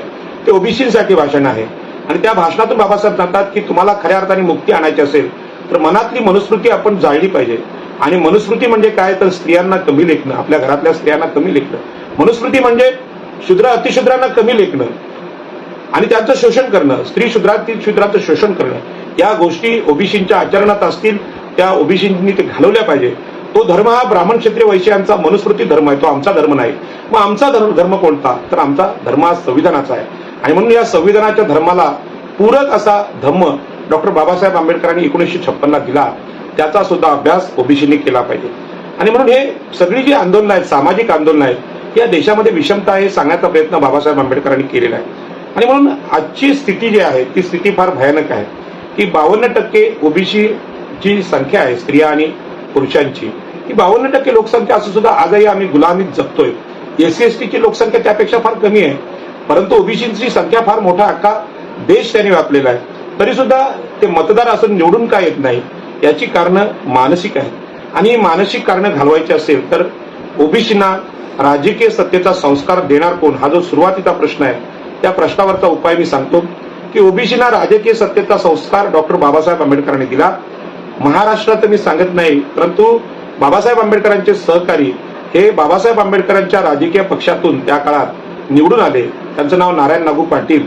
आणि आमच्या कोकणामध्ये ब्राह्मण मराठ्यांची सत्ता होती, काँग्रेसचं सरकार होतं, हे ब्राह्मण मराठ्यांचं सत्ता होती त्यांची. त्या सत्तेमध्ये पहिल्यांदा आगरी माणूस जिंकून आला आणि ओबीसीना राजकीय सत्तेचा पहिला संस्कार बाबासाहेब आंबेडकरांमुळे झाला. कोळी समाजाचे एक आमदार त्यावेळी निवडून आले आणि आज पाहिलं असेल की रायगड जिल्ह्यामध्ये ओबीसीची सत्ता जिल्हा परिषदेवर शेतकरी कामगार पक्षाच्या निमित्ताने होते. या शेतकरी कामगार पक्ष हा बाबासाहेब आंबेडकरांच्या संस्काराने स्थापित झाला होता आणि यातूनच दत्ता पाटील हे खरं म्हणजे आंबेडकरी विचारांचे नेते होते. दिबा पाटील हे नेते होते आणि यांनी महाराष्ट्राच्या विरोधी पक्षनेत्याची धुरा सांभाळली. एवढ्यापर्यंत म्हणजे विरोधी पक्षनेतेपद हे मुख्यमंत्र्याच्या अगोदरचं पद असतं. आजचा विरोधी पक्षनेता उद्याचा मुख्यमंत्री असतो. इथपर्यंत आगरी समाज गेला. मग पनवेलचे आमदार असतील, कल्याण डोंबिवलीमधले आगरी समाजाचे आमदार असतील, अशा प्रकारचे आमदार आपल्याकडे झाले. आपले एक ओबीसी नेते माननीय छगन भुजबळ हे सुद्धा उपमुख्यमंत्री झाले. परंतु जी ताकद दिबा पाटील साहेबांच्या विचारात होती, दिबा पाटलांनी रामायण महाभारतात चिकित्सा केली होती, दत्ता पाटलांनी केली होती आणि त्यांचे जे विचार होते ते खऱ्या अर्थाने ओबीसींचे होते. धर्म नाकारण्याची, मनातून मनुस्मृतीचा धर्म नाकारण्याची प्रक्रिया आपल्याकडे ओबीसीमध्ये झालेली नाही. या अर्थाने मागची पिढी जी बाबासाहेब आंबेडकरांच्या नंतरची पिढी होती ती ओबीसींची जागृत पिढी होती. आणि म्हणूनच मला राजकीय अनुभव काहीच नव्हता. मी तर व्यवसायाने शिक्षक होतो. राजकीय सत्ता काय असते हे मला माहीत नव्हतं आणि या राजकीय सत्तेने ओबीसी एससी एसटी यांचं जे आरक्षण आज धोक्यात आणले. 2019 मध्ये सुद्धा मराठी शूद्र आहेत त्यांना आरक्षण दिलं पाहिजे असा विधानसभेत निर्णय झाला. विधानसभेत त्यावेळी विधानसभेत आणि विधान परिषदेमध्ये ओबीसींचा नेता एकही बोलायला तयार नव्हते की मराठे हे मागासलेले नाहीत, शोषित नाहीत, तर ओबीसी हे सामाजिकदृष्ट्या मागासलेले आहेत, शैक्षणिकदृष्ट्या मागासलेले आहेत. सामाजिक मागासलेलेपणामुळेच ओबीसीना आरक्षण आहे ही गोष्ट बोलायची हिंमत ओबीसी आमदारांमध्ये नव्हती. कारण मराठा आणि ब्राह्मणांना ते विधानसभेत घाबरत होते. अशा वेळी आम्ही ओबीसीचे सगळे नेते बाळासाहेब आंबेडकरांना भेटलो आणि तेव्हा बाळासाहेब आंबेडकरांनी सांगितलं की तुम्ही निवडणुका लढा आणि त्या निवडणूक लढा या त्यांच्या संदेशातून 2019ला मी महाराष्ट्रामध्ये पहिल्यांदा शिक्षक सामान्य असलेला माणूस लोकसभा लढलो. 76,000 मतदान मला झालं आणि तेव्हा मला सत्ता काय असते ती कळली. सत्ता म्हणजे मी काही जिंकलो नाही, परंतु मी फॉर्म भरल्यानंतर प्रमुख विरोधी पक्ष जो आमचा होता ते लोक मला आले आणि सांगितलं फॉर्म मागे घ्या, फॉर्म मागे घेत असाल तर तुम्हाला आम्ही 5 कोटी रुपये देतो, तुम्ही ते घ्या आणि फॉर्म मागे घ्या. परंतु मला पहिल्यांदा कळलं जर 5 कोटी जर मला देत असतील तर खासदारकीच्या सत्तेमध्ये किती ताकद असेल. आणि म्हणून मी बाबासाहेब आंबेडकर वाचले होते आणि त्यांची स्वाभिमानाचे जे संघर्षमय जीवन आहे तो आदर्श माझ्या डोळ्यासमोर होता. आणि आमचे नेते लोकनेते दत्ता पाटील, दिबा पाटील यांनी सुद्धा हा संघर्ष मला सांगितला होता आणि मी सांगितलं की मी लांब पल्ल्याची लढाई लढतोय, मी काही पैसे घेणार नाही. कारण पैसे दिले तर फॉर्म मागे घ्या असं त्यांचं म्हणणं होतं. पैशाची गरज सगळ्यांना होती, परंतु ते मी नाकारली.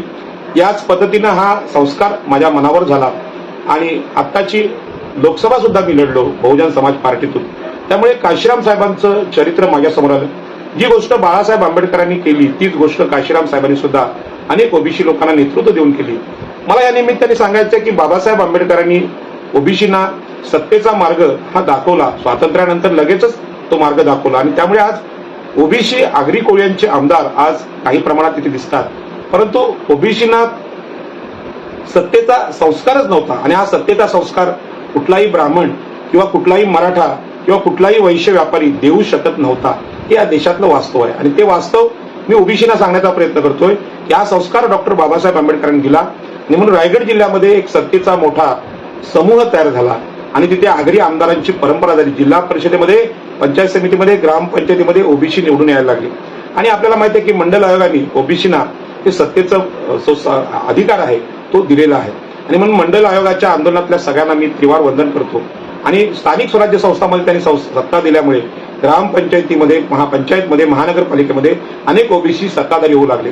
आणि ही जी सत्ता आहे त्या सत्तेला विरोध म्हणून आज मराठा लोकांना कुणबी दाखले पाहिजेत. कारण त्यांना स्थानिक स्वराज्य संस्थांमध्ये एससी एसटी आणि ओबीसी सत्तेच्या ठिकाणी आलेला परवडणारा नाही, त्यांचा तो राजकीय अपमान आहे.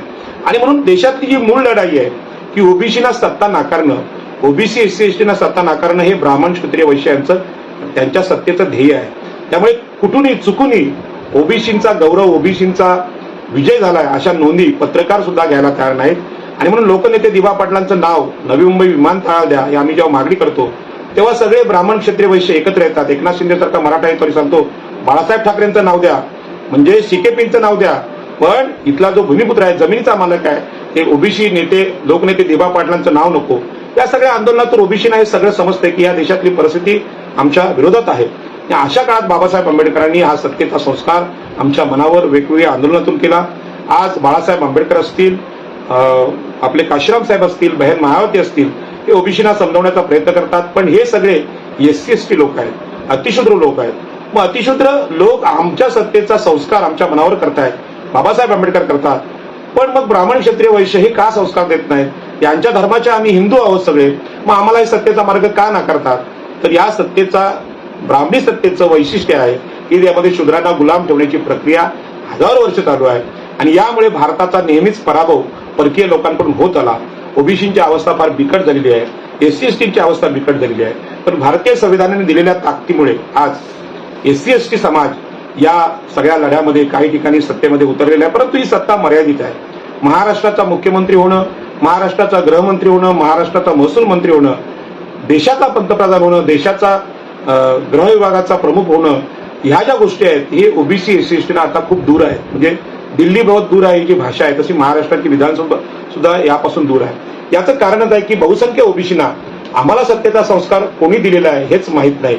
आम्हाला सत्तेचा संस्कार कुठलाही क्षत्रिय राजा देऊ शकत नाही, कुठलाही ब्राह्मण देऊ शकत नाही, कुठलाही वैश्य व्यापारी देणार नाही.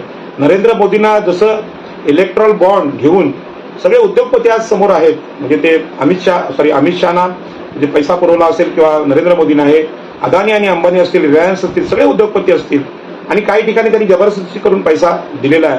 अशा प्रकारच्या पैशाचा पाठबळ ओबीसी एससी एसटीच्या वाट्याला कधीच येणार नाही. आणि म्हणून आपल्या वाट्याला हे यावं यासाठी बाबासाहेब आंबेडकरांनी संविधानामध्ये सगळ्या गोष्टी केलेल्या आहेत. मंडल आयोगाने सुद्धा सांगितलं किंवा शिक्षणातल्या आणि नोकरीतल्या आरक्षणाने या देशामध्ये समता येणार नाही, ओबीसींना प्रतिनिधित्व मिळणार नाही. तर या देशातल्या एकूण जमिनी त्या 15% उच्चवर्णीय लोकांच्या ताब्यात आहेत, नावावर आहेत. या जमिनी ओबीसींच्या वाट्याला आल्या पाहिजेत. या देशातले उद्योग आमच्या वाट्याला आले पाहिजेत. या देशातले सिनेमा क्षेत्र असेल, कलेचं क्षेत्र असेल, पत्रकारिता असेल, प्रशासन असेल, यामध्ये आमचा वाटा लोकसंख्येच्या प्रमाणात आम्हाला मिळाला पाहिजे. तो मिळावा अशा प्रकारचा मार्ग संविधानाने आमच्या समोर ठेवला आहे. परंतु आम्ही आजही ज्या धर्मावर अवलंबून आहोत, आमच्या मुलींवर बलात्कार होऊन सुद्धा ज्या ब्राह्मणांनी बलात्कार केला, आमच्या मुलीला ज्यांनी मारलं नवी मुंबईत, त्यांच्याकडे जाऊनच आम्ही पुन्हा एकदा शांती करून घेतोय. त्या सगळ्या गैरप्रकाराची, त्या ब्राह्मणांना पवित्र मानतोय. ज्या मंदिरामध्ये हे बलात्कार झाले त्या मंदिराची जी हे आहे, जी ओळख आहे की अन्याय अत्याचारांना न्याय देण्याची देवाची ओळख आहे, ती ओळख आता संपलेली आहे. पण याविरुद्ध ओबीसी बोलायला तर नाही. देवावर प्रचंड श्रद्धा असणारा, धर्मावर प्रचंड श्रद्धा असणारा, ब्राह्मण क्षत्रिय वैश्य यांची गुलामी करणारा ओबीसी आम्ही आज पाहतोय. आणि म्हणून काही मोजकी उदाहरणं मी आपल्याला देणार आहे. आपल्याला माहित आहे की महाराष्ट्राच्या इतिहासामध्ये मी या नवी मुंबई, ठाणे, रायगड, पालघर इथल्याच विषयाचा अनुभव घेतल्यामुळे मी ते बोलणार आहे. शेतकरी कामगार पक्ष हा महाराष्ट्रातला प्रमुख विरोधी पक्ष जो आहे, त्याचा झेंडा जरी कम्युनिस्टांचा असला तरी त्यांचे विचार म्हणजे बाबासाहेब आंबेडकरांच्या कुळ कायद्याच्या आंदोलनातून तयार झाले होते. जे आंदोलन शेतकरी कामगार पक्षाचे नेते नारायण नागू पाटील यांनी केलं ते कुळांचं आंदोलन, ब्राह्मण मराठा सावकारांच्या विरुद्ध केलेलं, वैश्य व्यापाऱ्यांच्या विरुद्ध, गुजराती व्यापाऱ्यांच्या विरुद्ध केलेलं ते आंदोलन होतं. तो शेतकरी कामगार पक्ष आताच्या काळात म्हणजे या हिंदुत्ववादी सरकारच्या काळात पूर्णपणे संपलेला आहे. त्यांचा प्रमुख नेता जयंत पाटील यांचा पराभव आज विधान परिषदेमध्ये झालेला आहे. रस्त्यावरचा संघर्ष तर त्यांनी सोडला होता, पण ते विधान परिषदेत अस्तित्व टिकून होते. आमच्या सगळ्या कोकणाचे प्रश्न ते मांडायचे, अत्यंत अभ्यासू आमदार ते होते, परंतु त्यांचा पराभव झालेला आहे. जो संघर्ष बाबासाहेब आंबेडकरांच्या बरोबर नारायण नागूंनी केला, त्यानंतर दुसरी पिढी शेतकरी कामगार पक्षाची जी लोकनेते दिबा पाटील, दत्ता पाटील यांच्या रूपाने खासदार आणि आमदार झाली, 4-4 वेळा आमदार झाली. आणि महाराष्ट्रामध्ये विरोधी पक्ष नेतेपद ज्यांनी अनुभवलं, तो विरोधी पक्ष असलेला शेतकरी आणि कामगारांचा नेतृत्व करणारा शेतकरी कामगार पक्ष जयंत पाटलांच्या प्रभावामुळे जवळजवळ संपलेला आहे अशी चर्चा आहे. परंतु जी तिसरी पिढी आहे, म्हणजे तिसरी पिढी जरी संपली तरी चौथ्या पिढीने हा संघर्ष हातात घेणं ही काळाची गरज आहे. आणि म्हणून हा खरं म्हणजे ओबीसीचा पक्ष आहे शेतकरी कामगार पक्ष. परंतु जयंत पाटलांनी सुद्धा ओबीसी म्हणून मराठा आरक्षणाच्या विरोधात भूमिका घेतली नाही, हे वास्तव आहे. कारण ब्राह्मण क्षत्रिय वैश्य हे आमच्यावर गुलामी लादणारे आहेत, हा फरक त्यांना कळला नाही. सतत शरद पवार यांच्या राष्ट्रवादी काँग्रेस पक्षाच्या विचाराने ते चालले आणि आज राष्ट्रवादी कामगार पक्षाचा रायगडमध्ये खासदार झाला, पण शेतकरी कामगार पक्षाचा पूर्ण पराभव यामध्ये झालेला आहे. याच्यावरून आपल्याला समजतं की क्षत्रियांची मराठ्यांची सत्ता महाराष्ट्राच्या कानाकोपऱ्यात पसरते आहे. जास्तीत जास्त त्यांचे खासदार येत आहेत. ब्राह्मणी सत्ता, भाजपची सत्ता गावागावात चाललेली आहे आणि जी चळवळ बाबासाहेब आंबेडकरांनी ओबीसीमध्ये पेरली होती त्याचा पराभव आज होत चाललेला आहे. याच पद्धतीनं आपल्याला माहिती आहे की नवी मुंबईमध्ये गणेश नाईक हे काही काळ मंत्री होते आणि त्यांचा सुद्धा पराभव एकनाथ शिंदेच्या रूपाने आज ठाणे जिल्ह्यात होतोय. त्यांचा खासदारकी संपलेली आहे. याचं कारण ओबीसीना मराठा, क्षत्रिय आणि ब्राह्मण, वैश्य यांची सत्ता ओबीसी विरोधी आहे, आमच्यावर गुलामगिरी लादणारी आहे. हा जो संस्कार बाबासाहेब आंबेडकरांनी दिला तो कोणी समजावून सांगायला तयार नाही आणि म्हणूनच आमच्या मंदाताई म्हात्रे असतील, प्रशांत ठाकूर असतील, हे मंत्री होऊ शकत नाहीत आताच्या सरकारमध्ये. ते केवळ आमदार आहेत. त्यांना मुख्यमंत्री होण्याची स्वप्नच पडत नाहीत. त्यांना महसूल मंत्री होण्याची स्वप्न पडत नाही. स्वतःच्या जिल्ह्याचं पालकमंत्री व्हायची स्वप्न पडत नाहीत. खरं म्हणजे राजकीय इच्छाशक्ती ही मनाची शक्ती आहे आणि मनाची शक्ती ही मनाच्या संस्काराने येते, ती दुसरी कोणी देत नाही. आणि म्हणून जे भारलेले मंत्र आहेत ब्राह्मण, क्षत्रिय, वैश्य यांचे, ते आमच्या गुलामीचे मंत्र आहेत, आमच्या स्वातंत्र्याची नाही. आणि म्हणून डॉक्टर बाबासाहेब आंबेडकरांनी सांगितलं मनाचं स्वातंत्र्य हे खरं स्वातंत्र्य. आणि मनाचं स्वातंत्र्य समजायचं असेल तर डॉक्टर बाबासाहेब आंबेडकरांची राजकीय संघर्षाची लढाई आणि समजून घेतली पाहिजे. आणि मनुस्मृती जाळून बाबासाहेब आंबेडकरांनी मनुस्मृतीने लादलेली आमची गुलामगिरी संपवण्याचा प्रयत्न केला आणि भारतीय संविधान आम्हाला दिलं. आम्हाला बुद्ध धम्म समजत नसेल, आई एकविरेचा सुपुत्र गौतम बुद्ध महाप्रजापती यांनी आम्हाला स्त्री सत्ताक, मातृसत्ताक व्यवस्था दिली होती. हुंडा न घेण्याची परंपरा आमची होती. आमची स्त्री ही बलवान होती, बंडखोर होती.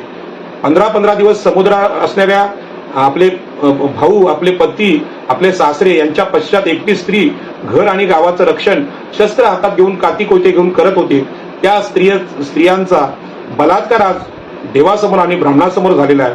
आणि हा जो आपला पराभव आहे, हा पराभव ओबीसी स्त्री नेतृत्व असतील, ओबीसी आमदार असतील, ओबीसी पुरुष आमदार असतील यांना समजत नाही. आणि ज्या दिवशी स्त्रियांवरचे अत्याचार वाढतात, स्त्रियांचा ज्यावेळी अपमान होतो, तेव्हा सगळी जी समाज व्यवस्था असते त्याचा नाश होतो. बाकी भगवद्गीतेतला जो धर्म आहे तो आपला नाही. म्हणजे यदा यदा धर्मस्य ग्लानिर्भवती भारत हे धर्मात सांगितलं असेल, परंतु आज ओबीसीच्या स्त्रियांवर, एससी एसटीच्या स्त्रियांवर, आदिवासींवर, एससी एसटीवर प्रचंड अन्याय सुरू आहे. सुप्रीम कोर्टातून त्यांच्या गुलामीची नवी मनुस्मृती लिहिली जाते. अशा काळात ओबीसीना जर राग येत नसेल तर मोठा प्रश्न आहे. आणि म्हणून हे सगळं जे आहे मी बोललो ते माझ्या अनुभवाची बोल आहे. कुठल्या साहित्यातून, पुस्तकातून मी त्याचं पोपटपंच करत नाही. आणि म्हणून माझ्यासारखा जो माणूस आहे हा 2 वेळा, पहिल्यांदा मी बाबासाहेब आंबेडकर वाचले, खरं म्हणजे माझं ही अलीकडची लढाई 2005ला बाबासाहेब आंबेडकरांच्या विचारांची ओळख आंबेडकरी चळवळीतल्या नेत्यांनी मला दिली. अशोक अंकुश असतील, इंजिनियर अशोक अंकुश असतील सानपाड्याचे, किंवा शाहीर संभाजी भगत असतील, प्राध्यापक प्रेमरत्न चौकेकर यांनी मला ती ओळख करून दिली बाबासाहेबांच्या साहित्याची. आणि मी लगेच 2009ला त्यावेळची विधानसभा लढलो. एवढी ताकद बाबासाहेबांच्या विचारात आहे. म्हणजे काही पैसा किंवा कुठली परंपरा नसताना, आई वडील शेतमजुरी करत असताना फक्त शिक्षक झालेलो मी आणि नोकरी गेली म्हणून लगेच विधानसभा लढलो. एवढी ताकद बाबासाहेब आंबेडकरांमुळे मला मिळाली.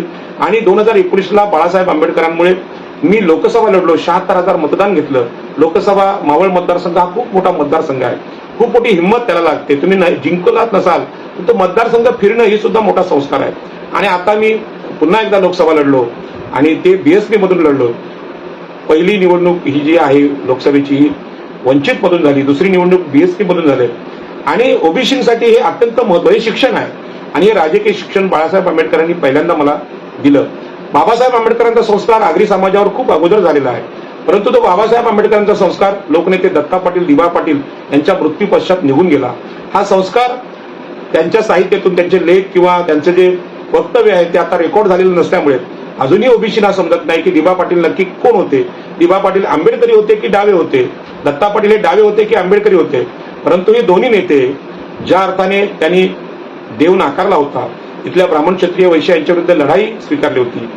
आपले जे दत्ता पाटील आहेत त्यांनी तर आपल्या नातवंडांची नावं सिद्धार्थ आणि गौतम ठेवलेली आहे. लोकनेते दिबा पाटलांनी पूर्ण देव नाकारून हुतात्म्यांनाच आपले दैवत मानलेलं आहे की हुतात्म्यांचं रक्त कधी वाया जात नसतं आणि ते मी वाया जाऊ देणार नाही, असं दिबा पाटलांचं वक्तव्य आहे.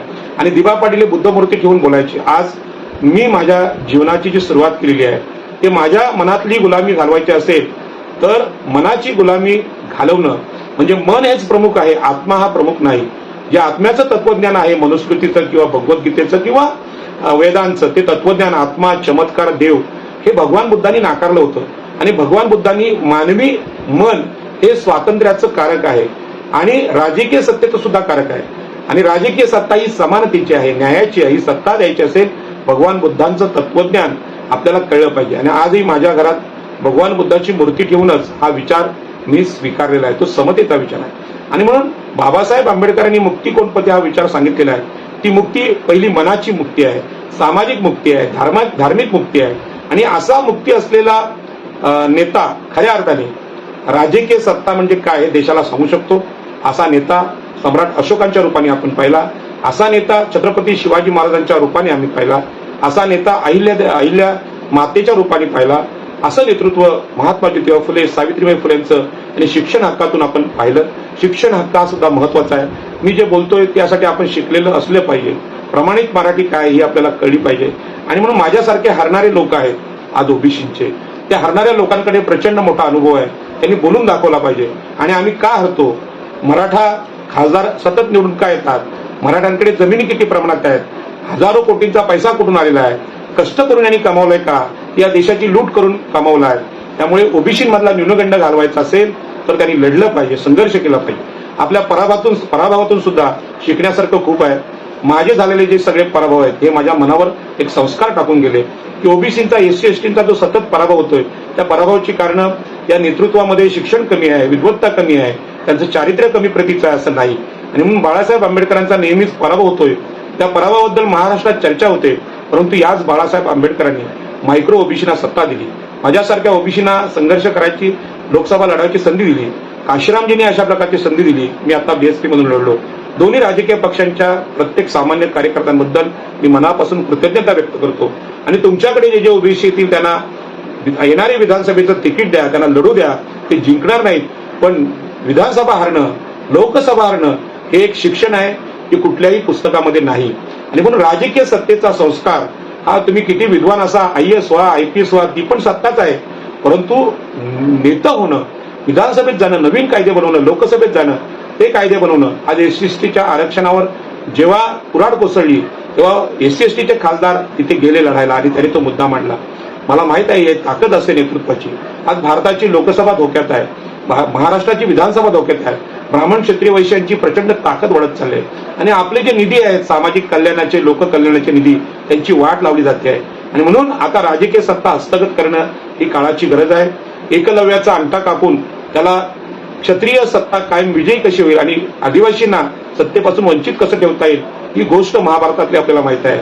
मी आज आदिवासींवरचा अन्याय आमच्या उरणमध्ये पाहतोय. एका आदिवासींवर ओबीसींवर अन्याय केला, ओबीसीने अन्याय केला आणि ओबीसीना तो जो अन्याय आहे तो समजवण्याचा मी प्रयत्न केला आणि आदिवासीला न्याय देण्याचा मी प्रयत्न प्राधान्याने केला. परंतु क्षत्रिय असलेला पोलीस प्रमुख तो आदिवासींना न्याय नाकारतो. आणि ही जी आजची महाराष्ट्राची स्थिती आहे त्यामध्ये आदिवासींवर प्रचंड अन्याय होतोय, एससी एसटीवर होतोय, स्त्रियांवर होतोय. समतेचं संविधान देशामध्ये आहे, परंतु समतेचं संविधान यशस्वी करायचं असेल तर त्या पद्धतीचे शासक आम्हाला भेटले पाहिजे. आणि शासक ज्यांनी शूद्रत्वाचा, ज्यांनी मागासवर्गीय असण्याचा, मागासवर्गीय राजकीय संघर्षात पराभूत होण्याचा अनुभव घेतलेला आहे, तेच भारताचं आणि देशाचं आणि राज्याचं नेतृत्व करू शकतात. सगळ्या ओबीसी खासदारांना आणि आमदारांना माझी विनंती आहे की तुमच्या मनात, तुम्ही ओबीसी जरी आमदार झाला असाल, अगोदर खासदार झाला असेल, परंतु डॉक्टर बाबासाहेब आंबेडकरांच्या समानतेचा, भगवान बुद्धाच्या मनाच्या स्वातंत्र्याचा संस्कार नसेल तर नुसतं आमदार होऊन चालणार नाही. आणि म्हणूनच या अर्थानं आता जी ओबीसी आरक्षण यात्रा बाळासाहेब आंबेडकरांनी काढलेली आहे आणि त्यांनी ती घोषणा केली की 100 ओबीसी हे आमदार झाले पाहिजेत, त्यांनी दिलेला जो संस्कार आहे तो खरा संस्कार आहे. अशाच प्रकारचा संस्कार महाराष्ट्रामध्ये बहुजन समाज पार्टीच्या नेतृत्वाने करावा, अशा प्रकारची यात्रा काढावी. कारण जे एससी एसटी भाऊ आहेत, आंबेडकरी भाऊ आहेत, ते राजकीय दृष्ट्या जागृत आहेत आणि हेच आज ओबीसींचे गुरु आहेत हे मला सांगायचं आहे. आमचे आध्यात्मिक गुरु कुठले बुवा बापू असतील, शंकराचार्य असतील किंवा धर्माचे प्रमुख असतील, हे कधीच आमच्या स्वातंत्र्याचा, राजकीय सत्तेचा उद्घोष करणार नाही. उलट ते जर क्षत्रियांना म्हणजे छत्रपती शिवाजी महाराजांना जर ब्राह्मण विरोध करतात तर शूद्रांची काय अवस्था असेल. आणि म्हणून या संघर्षामध्ये देशामध्ये ओबीसींना राजकीय सत्तेचा संस्कार हे आमचे एससी एसटी भाऊ जे आंबेडकरी विचारांनी परिचित आहेत देशाला, ते देऊ शकतात. तो आंबेडकरी विचार, डॉक्टर बाबासाहेब आंबेडकरांचा विचार हाच आमचा राजकीय गुरु असलेला विचार आहे. या राजकीय गुरुला ओळखून घ्या आणि या राजकीय महागुरूचं जे नाव आहे ते आहे तथागत गौतम बुद्ध. आणि तथागत गौतम बुद्ध हे महाप्रजापती ज्या आहेत महामाता त्यांचे भाचे आहेत आणि महामाया एकविरा हिचे सुपुत्र आहेत. ही महामाया एकविरेच्या नावाने आम्ही टोपी घालतो. त्या भगवान गौतम बुद्धांनी सांगितलं, तुम्हाला आज महाराष्ट्रात देशात राजकीय गुरु कोण नसेल तर स्वतःच तुम्ही चिंतन करा आणि तुम्ही स्वतःलाच ओळखा. आणि आम्ही गुलाम का आहोत, आमच्याकडे काय कमी पडतंय, तर आमच्याकडे पैसा कमी असतील, जमिनी कमी असेल, राजकीय संघटना नसेल, पण सगळ्यात महत्वाचं आहे आम्ही मनाने खचलेले आहोत. ओबीसी मनाने आम्ही ब्राह्मण क्षत्रिय वैश्यांची गुलाम आहोत. ही गुलामगिरी मनुस्मृतीची आहे. घरात एखाद्या मनुस्मृतीच्या पुस्तकांना 100 वेळा वाचा, त्याने आम्हाला कसं गुलाम केले ते बघा. रामायण महाभारत वाचा. रामायणामध्ये शंभुकाचा वध रामाने का केलाय? राजा राम हा क्षत्रिय आहे आणि त्याला ब्राह्मणांनी ते आदेश दिले आहेत. ब्राह्मण क्षत्रिय एकत्र येऊन शूद्रांचा कसा नाश करतात हे आम्ही महाराष्ट्राच्या राजकारण पाहतोय. छगन भुजबळांचं उदाहरण आपल्याकडे आहे, गोपीनाथ मुंडेंचं उदाहरण आहे आणि ते आमचे आगरी आमदार आहेत. मुंबई मंत्रालय जवळ असून सुद्धा ते मुख्यमंत्री होऊ शकत नाही. डझन मराठ्यांचेच लोक मुख्यमंत्री का होतात? हा जो सत्तेत राहण्याचा संस्कार ब्राह्मण क्षेत्र वैश्यांना मनुस्मृतीने दिलाय, धर्माने दिलेला आहे. असा संस्कार कुठलाही धर्म आम्हाला देत नाही. मी असं समर्थन करणार नाही की आपल्याला तो धर्म देईल, परंतु जीवन मार्ग म्हणून भगवान गौतम बुद्धांनी त्यांचा जो मार्ग आहे तो मनाची ताकद देणारा, मनाचं सामर्थ्य देणारा मार्ग आहे. मग तो शिक्षणात असेल, नोकरीत असेल, कला क्षेत्रात असेल, सगळ्या ठिकाणी मनाचं सामर्थ्य एक भगवान गौतम बुद्ध देतात आणि ते सांगतात अतदीप भव. कुठल्याही गुरुची गरज नाही, मार्गदर्शनाची गरज नाही. स्वतः चिंतन करा आणि स्वतःचे गुरु व्हा, स्वतःचे मार्गदर्शक व्हा. मी सगळ्या ओबीसींना धन्यवाद देतो. येणारी विधानसभा मोठ्या संख्येने आपण लढा. तिकडे जरांगे पाटील सांगतात 288 जागा आम्ही लढणार. अहो ओबीसी सगळे उभे राहिले तर कुठलाच माणूस म्हणजे ब्राह्मण क्षत्रिय वैश्यांचा निवडून येणार नाही आणि ओबीसीने त्यांना मतदान करावं. एससी एसटी ओबीसीने एकत्र लढावं. आम्ही सुद्धा बाळासाहेबांनी 100 जागा म्हटल्यात. एससी एसटी ओबीसीने 288 जागा लढाव्यात आणि आमच्या मनाची गुलामगिरी संपवण्यासाठी निवडणूक लढायची आहे. मानसिकदृष्ट्या तुम्ही गुलाम आहात, ती गुलाम आम्ही भिरकावून दिलेली आहे. महाराष्ट्राचं मुख्यमंत्रीपद आम्हाला ताब्यात घ्यायचं आहे, गृहमंत्रीपद घ्यायचं आहे, महाराष्ट्राचं महसूल मंत्रीपद घ्यायचं आहे. हा संकल्प करा आणि या संकल्पाचे साक्षीदार डॉक्टर बाबासाहेब आंबेडकर जे आमचे राजकीय गुरु आहेत, ज्यांनी संविधानात ओबीसींना आरक्षण दिलेलं आहे, राजकीय आरक्षण दिलेलं आहे, मंडल आयोगाने दिलेलं आहे. याच पद्धतीने आध्यात्मिक दृष्टीने किंवा धार्मिक दृष्टीने तुम्हाला साहित्याचा अभ्यास करायचा असेल तर भगवान बुद्धांच्या करा. भगवान बुद्धांचे विपश्यना ध्यानधारणा समजून घ्या, स्वतः चिंतन करा. मग तुमच्या लक्षात येईल की ब्राह्मण क्षत्रिय वैश्य सत्तेत का येतात. एकदा फडणवीस मुख्यमंत्री असतात तर दुसऱ्यांदा अजित पवार उपमुख्यमंत्री, तर एकदा एकनाथ शिंदे मुख्यमंत्री असतात तर ब्राह्मण आणि दोन्ही ब्राह्मण आणि वैश्य, ब्राह्मण आणि क्षत्रिय लोढा असतील. यांचीच सत्ता महाराष्ट्रावर का आहे? या सत्तेचं कारण या देशामध्ये जो वेद आहेत, उपनिषद आहेत किंवा भगवद्गीता आहे किंवा मनुस्मृती आहे, ही ओबीसींच्या एससी एसटीच्या गुलामीचे ग्रंथ आहेत. रामायण महाभारत गुलामीचे ग्रंथ आहेत. मग आमच्या स्वातंत्र्याचे ग्रंथ कोणते? ते आपल्याला माहित आहे की आपले हे जे आहे चैत्यभूमी, इथे दर 6 डिसेंबरला मोठ्या प्रमाणात पुस्तकांची विक्री होते आणि पुस्तकं आपण वाचली पाहिजेत. आणि हे जे आपल्या महाराष्ट्रातले आणि देशातलं जे नेतृत्व आहे, आदरणीय बाळासाहेब आंबेडकर असतील, आदरणीय काशीरामजी असतील, बहन मायावती असतील, यांचे विचार आणि यांचा संघर्ष आपण समजून घ्यावा. आणि असे अनेक विद्वान आपल्या आजूबाजूला आहेत, त्यांचा पत्रकारांचा अनुभव समजून घ्यावा. आणि ओबीसींना आपल्या स्वातंत्र्याची गोष्ट त्या आंबेडकरी चळवळीत सापडू शकते. हा माझा व्यक्तिगत अनुभव आहे आणि म्हणून मला आलेले राजकीय शहाणपण आहे ते समस्त आंबेडकरी चळवळीला मी अर्पण करतो, धम्म चळवळीला अर्पण करतो आणि माझं बोलणं संपवतो. ओबीसींना माझी विनंती आहे की या धर्माच्या बाहेर थोडा वेळ तरी पडा. जसं अवकाशयान पृथ्वीच्या कक्षेच्या पलीकडे गेल्यानंतर वेगवेगळ्या ठिकाणी वेगाने जातं, त्यामध्ये ही जी मनुस्मृतीची कक्षा आहे, धर्माची कक्षा आहे, तोडण्याचा प्रयत्न करा. या देशातले ख्रिश्चन काय अनुभव घेतात, या देशातले मुस्लिम अल्पसंख्याक काय अनुभव घेतात, या देशातले बौद्ध काय अनुभव घेतात, त्यांचे विचार आहे का, त्यांची समज आहे का, देशाबद्दलची त्यांची कल्पना काय, अल्पसंख्याकांची इतर धर्मियांची कल्पना आहे, याचा चिकित्सक अभ्यास करा आणि त्या अभ्यासाला जोड डॉक्टर बाबासाहेब आंबेडकरांच्या साहित्याची द्या, भगवान बुद्धांच्या प्रवचनांची द्या, भगवान बुद्धांच्या साहित्यांची द्या आणि प्रत्यक्ष अनुभव घ्या. मी सांगतोय तेच खरं मानू नका किंवा मी फार मोठा विद्वान आहे, तुमचा गुरु आहे अशातला भाग नाही. मी स्वतः हे अनुभव घेतले आणि अनुभवाच्या जोरावर आपल्यावर बोललो. काही चुकलं असेल तर ते सोडून द्या, मला माफ करा, पण तुम्ही निवडणुका लढा, मतदान करा, जे ओबीसी एससीला मतदान करा, ही माझी विनंती करतो आणि माझं बोलणं संपवतो. जय हिंद, जय महाराष्ट्र. आई एकविरेचा विजय असो. नमोबुद्धाय. छत्रपती शिवाजी महाराज जिजाऊंचा, सावित्रींचा, अहिल्याबाईंचा विजय असो आणि राजकीय सत्तेचं बाळकडू माझ्या या छोट्याशा प्रवचनात ओबीसींना मिळो अशी नम्र विनंती मी या वर्तमान काळाला करतो, या काळाला करतो. काळाच्या ओघात ओबीसींच्या सत्तेचा उदय व्हावा, ओबीसी विचारवंतांना राजकीय संस्कार देण्याची मानसिकता तयार व्हावी, त्यावर त्यांनी बोलावं आणि रोज आमच्या प्रवचनातून आम्हाला गुलाम करणारे महाराज कोण आहे यांचा पर्दाफाश करण्याची भूमिका या बहुजन संघटक चॅनलवर सतत मांडली जावी. अशा विचारवंतांना मी धन्यवाद देतो आणि माझं बोलणं संपवतो. धन्यवाद.